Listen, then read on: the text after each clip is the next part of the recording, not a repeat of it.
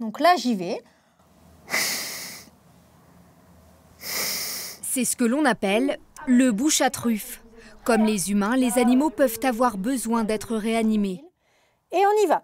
1, et 2, et 3, et 4, et 5. Ces adultes sont en pleine formation de secourisme canin et félin. Ils doivent pratiquer un massage cardiaque sur ce chien en plastique. Non, alors on ne le secoue pas. Des gestes vitaux qu'ils devront peut-être un jour mettre en pratique.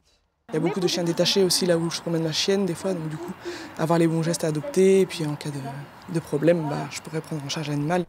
Marilyn Godin a décidé de se former aux gestes de premier secours depuis une balade avec son chien qui l'a traumatisé.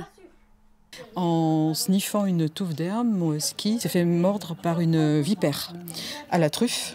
Il était vraiment pas bien et heureusement j'avais pas long à faire. Je me dis si j'avais été en forêt, ça aurait été une vraie cata. Détecter une hémorragie et la stopper. Votre garrot est posé. Ou encore déplacer l'animal en sécurité. Je lève ma bestiole, chien, chat, je passe. Il y a 4 ans, Lauriane Boussac s'est spécialisée dans le secourisme pour les chiens et les chats. Elle enseigne les bons gestes et ce qu'il ne faut surtout pas faire. Par exemple, lors d'une crise de convulsion, il y en a des fois qui crient, qui ont peur, qui appellent leurs animaux.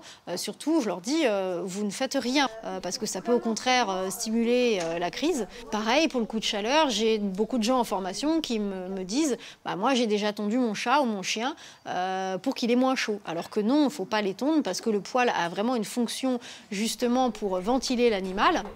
Si la formation aux gestes de premier secours pour les animaux n'est pas obligatoire, elle est recommandée pour les propriétaires. Côté du ruban dans la boucle. Et vous serrez, ça va faire une poulie. Serrez pas aussi fort que moi.